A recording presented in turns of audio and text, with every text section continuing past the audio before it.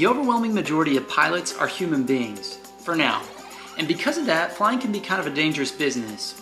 And that's why the FAA requires new pilots to learn about stuff that affects us human beings when we go fly. And that's exactly what we're going to be talking about in today's free private pilot ground lesson from Free Pilot Training.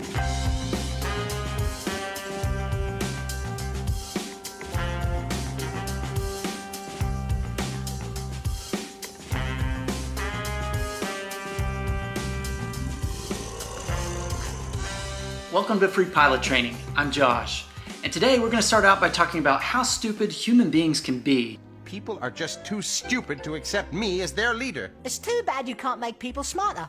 That's brilliant. Cool. It is? Absolutely. Pinky, are you pondering what I'm pondering? Whew. Oh, I'd say the odds of that are terribly slim, Brain. True. I mean, really, when have I ever been pondering what you've been pondering? To my knowledge, never. Exactly. So, what are the chances that this time I'm pondering what you're pondering? Next to nil. Now, I know this is funny, but the truth is, we all have our moments when we do stupid stuff, and that's because we're human beings. But we can minimize the amount of mistakes that we make if we know a few things about the human body and our minds. To kick things off, let's talk a little bit about our vision and how to use it to avoid running into other aircraft. One of the first things you're going to notice when you start learning how to fly is how difficult it is to spot other air traffic. And as you might have guessed, this is extremely important if you don't want to run into another aircraft. But there is a technique that makes it a little bit easier to spot those guys. According to the FAA, the absolute best way to scan for other aircraft is to use a series of short, regularly spaced eye movements. As you begin scanning, focus your vision at a point in space about 10 degrees in front of the last point until you move all the way across your field of view. Each time you move your focus to a new spot, you should keep your focus there for at least 1 second before moving on to the next spot. Don't just sweep your eyes across the field of view. It's going to be much more difficult to spot other traffic that way because you're only using your photopic vision or your focused vision when you do that. Pausing briefly forces you to use your peripheral vision, and this is really important because you'll spot relative movement way faster with your peripheral vision than you will with your photopic vision. During straight and level flight, most pilots prefer to scan horizontally or go back and forth using these 10-degree segments like I just mentioned. This is going to allow you to see the relative movement from converging traffic from a bunch of different directions. But if you find something that works a little bit better for you, use that technique and stick with it. Just remember, you'll spot relative movement way faster with your peripheral vision. But what if you spot another aircraft and you don't see any relative movement? What would that indicate? Remember, no relative movement means that you are likely on a collision course for that aircraft. If you don't do something to fix that really fast, you could end up DED dead. The groundhog will be bringing you your mail. Know what I mean? Situations like this, where two aircraft are on a collision course, can be particularly dangerous because when there's no relative movement, it's way more difficult to spot another aircraft. And that's because your peripheral vision can't pick up that movement. You have to spot the other aircraft with your photopic vision. And that's another reason why we use those 10-degree segments.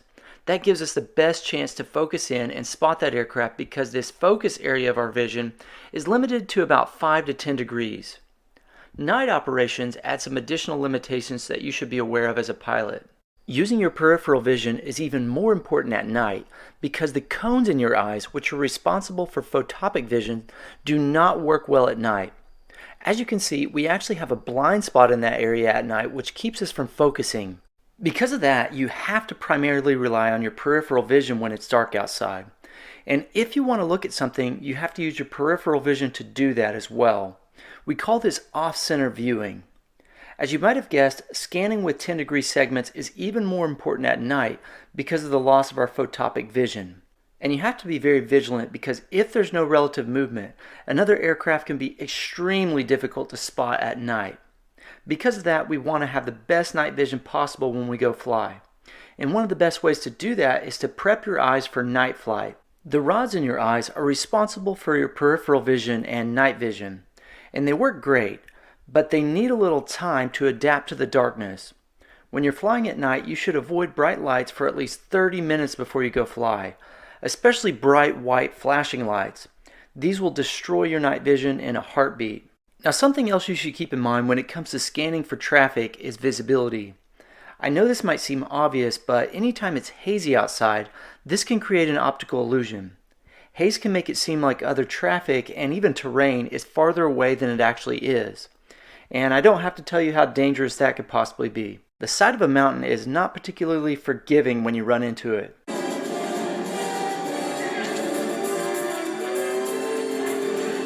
So, anytime we fly in haze or at night, it can be particularly dangerous when trying to spot other aircraft. But oddly enough, most collisions actually happen on nice days when it's clear outside.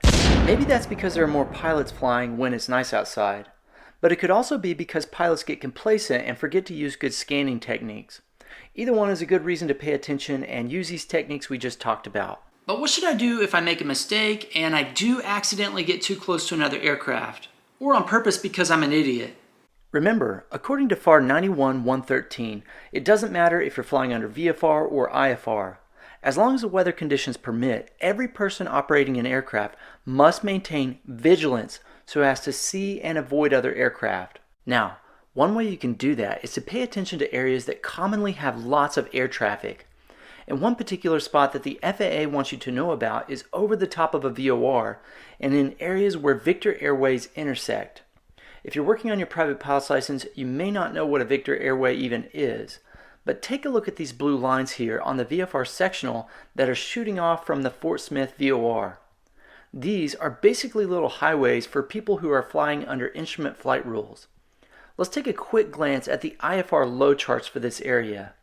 I know this might be a little bit difficult to read if you've never seen one of these charts before, but these routes are commonly used because they've been surveyed to give pilots clearance from terrain and obstacles, and they help ATC predict the path an instrument pilot is going to take. Because of that, it's very common to have IFR traffic on these little highways. But I want you to notice something. Each one of these VORs is basically an intersection for all these little highways. So let me ask you a question. When you were learning how to drive, where did they tell you to pay special attention when you're driving so you don't run into another car? At an intersection, right? As you can see, you can have a bunch of different Victor airways going in and out of a VOR. In addition to that, some of these airways actually intersect between two VORs like you see down here at Blurb and Daniel. So these can be important areas to pay attention to as well. And if we flip back over to the VFR sectional, you'll notice that these little points are often depicted with these little arrows on the Victor airways. Anyway, if you do accidentally get too close to another aircraft, the FAA refers to this as a near midair collision. And a near midair collision is when you miss another aircraft by less than 500 feet. If you get this close, you need to let ATC know as soon as possible. If you aren't on the radio with these guys, you can also call them up on the phone once you get on the ground. You can also report a near midair collision to the nearest flight service station by using the radio or the phone. And another option is to file a report in writing to your local FSDO office. But I don't really recommend that because you want to let someone know as soon as possible so it doesn't happen again. And that's the whole point in reporting these things to ATC. The intent is not to get you in trouble. It's to keep this from happening to someone else, because the FAA can review the tapes and use them for training and figure out ways to make things safer for everyone. Okay, let's move on and talk about hypoxia and hyperventilation. These are both really important topics that every pilot needs to know about. Let's talk about hypoxia first. The word hypoxia literally means reduced oxygen or not enough oxygen. And as you might have guessed, if you don't have enough oxygen, some bad stuff starts to happen. Now, if your body doesn't have enough oxygen, the tissue in your body can actually start to die if it goes without oxygen too long. But the more immediate danger is what happens in the brain. Any reduction in oxygen can reduce your brain's ability to think and make decisions. And some of you guys can't afford any reduction in your thinking capacity. Yes, that's it. Pinky, are you pondering what I'm pondering?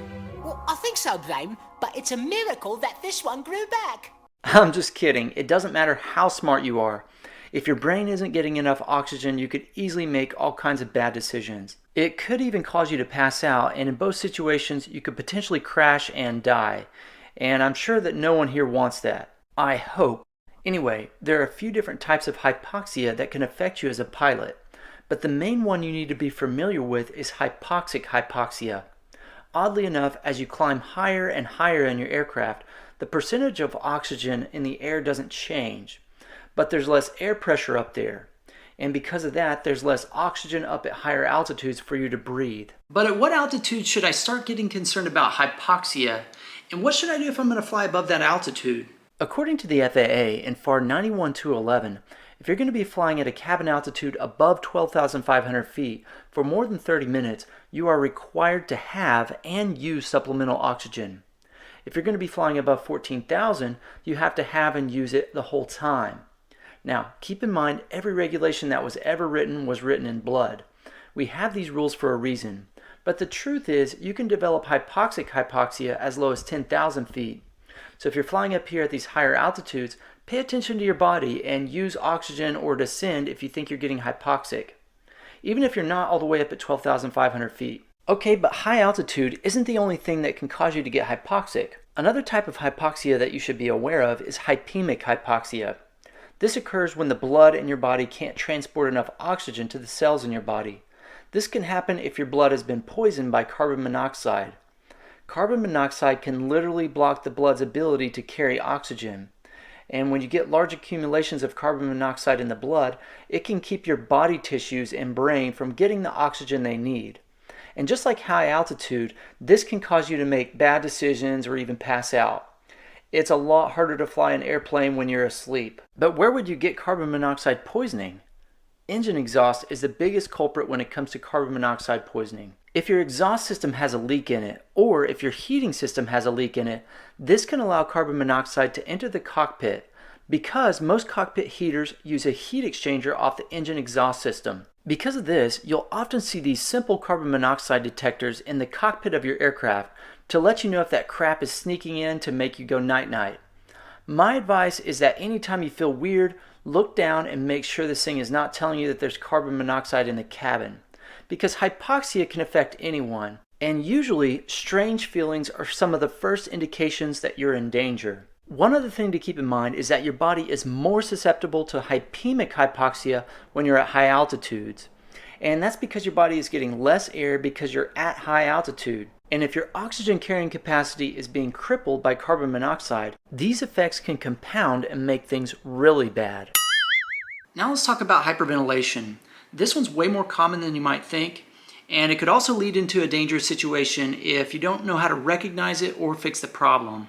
Oddly enough, the symptoms for hyperventilation are very similar to hypoxia. Hyperventilating can cause you to get disoriented and make all kinds of bad decisions. And there's even a possibility of passing out from that as well. Because of that, it's very important that you pay attention and diagnose it properly. Hyperventilation is caused by excessive breathing, which causes your body to get rid of too much carbon dioxide. Now, I know this seems kind of weird since oxygen is the stuff we breathe in, and that's what keeps us alive. But we also need to keep a small amount of carbon dioxide in our blood as well, because that helps the blood carry oxygen, and it also tells your body that it needs to breathe. Because of that, if any person gets too excited and speeds up their breathing too much because of stress, fear, or any kind of other emotional tension, they become at risk for hyperventilation. And if this happens to someone in your aircraft, all you need to do is slow down that person's breathing. There are a couple ways you can do that. One, you can start talking to them and trying to calm them down. You can make them talk out loud, which will force them to take fewer breaths, or there's always the trusty old paper bag. If you force them to breathe into a paper bag, that will help them slow their breathing down, and that'll keep the carbon dioxide in their system.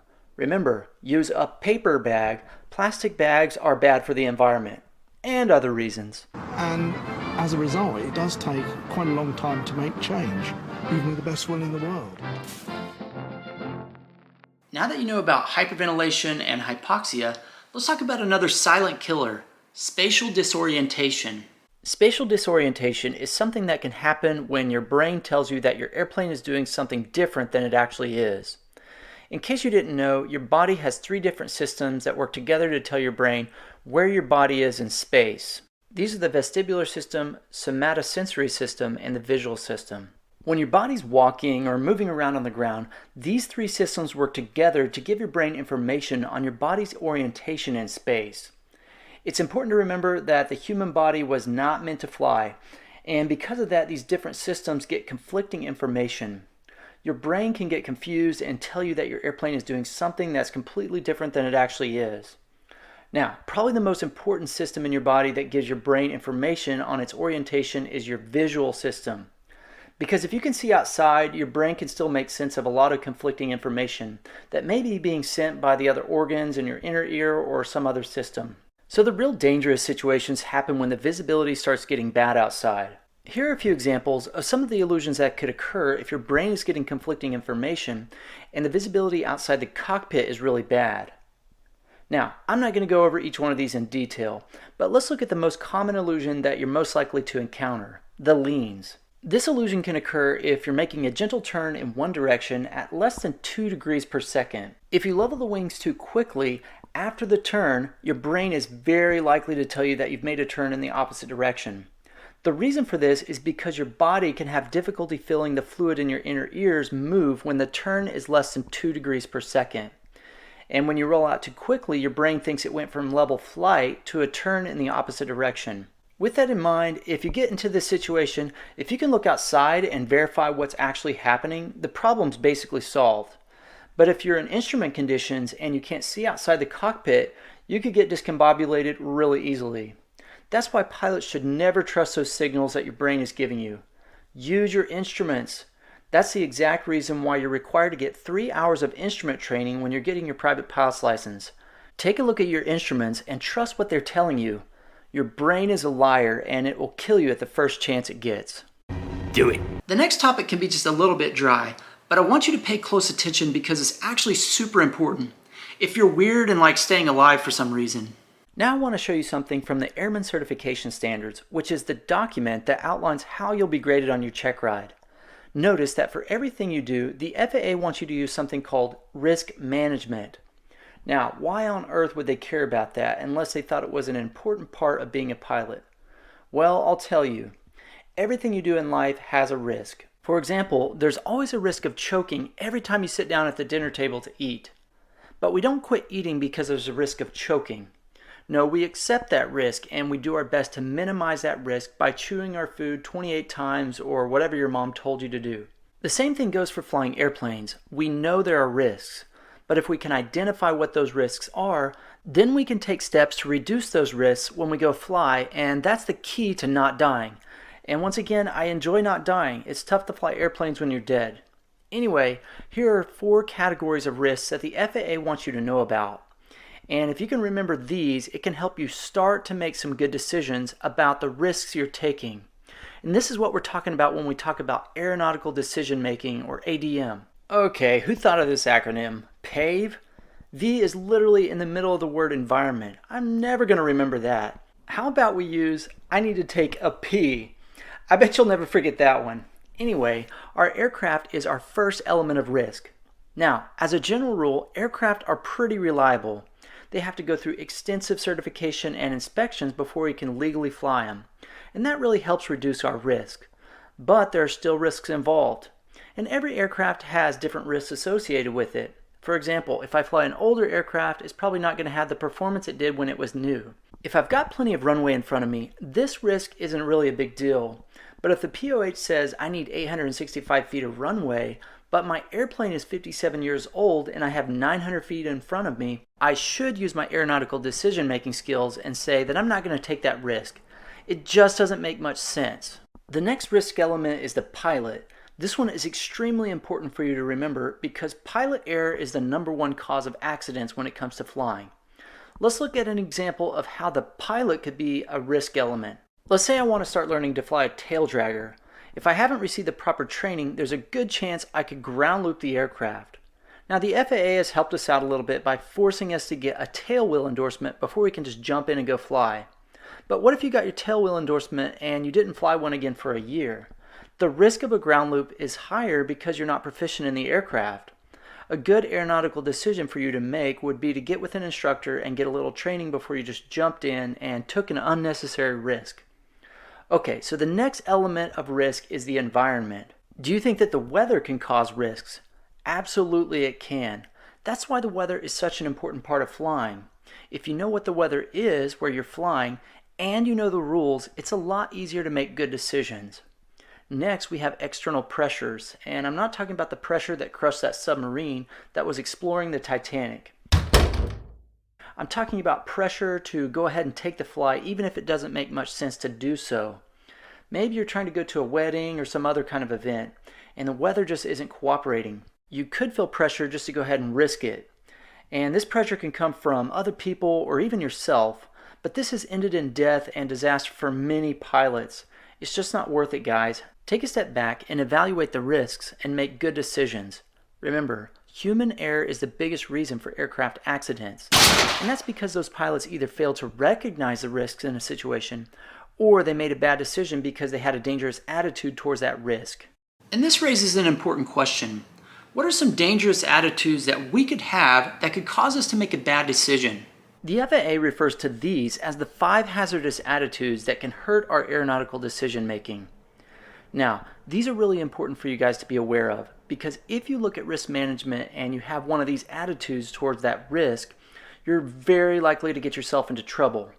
For example, let's say someone grew up riding in the front seat of their grandpa's Stearman, but they never actually got their tailwheel endorsement. They may have an anti-authority attitude. Don't tell me I need a tailwheel endorsement. I grew up in a tail dragger. I can fly. I'm pilot. And then they die because they didn't actually know how to land that thing. They just saw their grandpa do it. And if you ever find yourself with one of these attitudes, remind yourself of the antidote. For anti-authority, the antidote is follow the rules. They're usually right. Maybe you have a tendency to be impulsive. Do it now, and ask questions later. Do it. This is one I struggle with. The antidote for this one is not so fast. Think first. The Air Force has a saying about this one. Slow is fast. It seems dumb, but it's very true. Often a quick decision is a wrong one. Maybe you feel invulnerable sometimes. That would never happen to me. Let me tell you something, even experienced pilots get reminders that it could easily happen to you. I've scared the crap out of myself on more than one occasion, and in many cases I wasn't actually doing anything wrong. I just accepted more risk than I should have. Here's an interesting one, macho. You have to be careful about this one because becoming a pilot requires quite a bit of confidence. But it's extremely important to start learning your limits as a pilot. Remember, there are old pilots and there are bold pilots, but there are no old bold pilots. If something seems dangerous, it probably is. There are a million resources out there to improve your skills and reduce risk. The antidote for this one is taking chances is foolish. And that's the mindset you should always have. Next is resignation. There may be times when you get yourself into a situation where things seem hopeless. Maybe your engine takes a dump on you or something. One of the worst attitudes you can develop is, what's the use? I'm dead no matter what. Attitudes like this can contribute to some of the most dangerous situations. If you ever feel like things are hopeless or you're not in control of a situation, immediately apply the antidote. I'm not helpless. I can make a difference. Attitudes like this can get you into all kinds of dangerous situations. These can cause you to exceed your abilities as a pilot or even the capabilities of the aircraft. Maybe you want to land on a short runway, and the airplane is capable of a ground roll of 600 feet. You never practice short field landings, but there's a field you want to land on that's 900 feet long. A macho pilot might say, I can do anything, I never have bad landings. Okay, but you also haven't practiced short field landings in a while. Taking that chance is foolish. What if I'm flying in Class Golf airspace and the visibility is down to 1 statute mile? Should I keep going or should I turn around and find better weather? People get spatially disoriented all the time by continuing to fly into IFR conditions when they knew they should have just turned around. AOPA has a really sobering video that I like to share with my students about a private pilot that did this exact thing. You should really watch it if you get the chance. It's pretty crazy. Before I leave you today, I do want to leave you with one final thought. As a pilot, your main job is to identify risks and make good decisions about those risks. You will never completely eliminate risk when it comes to flying. That's just the nature of aviation, and I guess it's part of what makes flying fun. But as you continue to learn and improve your skills, you need to reduce risk as much as possible before flying. And you can do this a few different ways. First, you can do this by maintaining good situational awareness. And this simply means paying attention. If your head's up your rear end and you aren't focused on flying the airplane, and you're not looking outside for traffic, you can get yourself into trouble really fast. You also need to recognize when there's a problem. If the engine's running rough and you just continue to fly your cross country without troubleshooting the problem or turning around, you may get to practice your emergency landings. How neat is that? Then you gotta use good judgment. Let's say I switch to my left tank and my engine starts cutting out. What should I do? Well, don't switch to the left tank. Go back to the right tank and consider the left tank unusable. Use common sense, guys. You'd be amazed at how uncommon that is these days, but it's very effective. Remember, as the pilot in command, you are responsible for the safe operation of that aircraft. Even if you need to break a rule to ensure the safety of others, that might be just what you have to do in order to get everyone on board safely on the ground. Thanks for watching Free Pilot Training. If you enjoyed this video, it means a lot when you guys hit that like button. It helps the algorithm or something, I don't know. Anyway, do that if you would, and then continue studying with this video right here. Sit!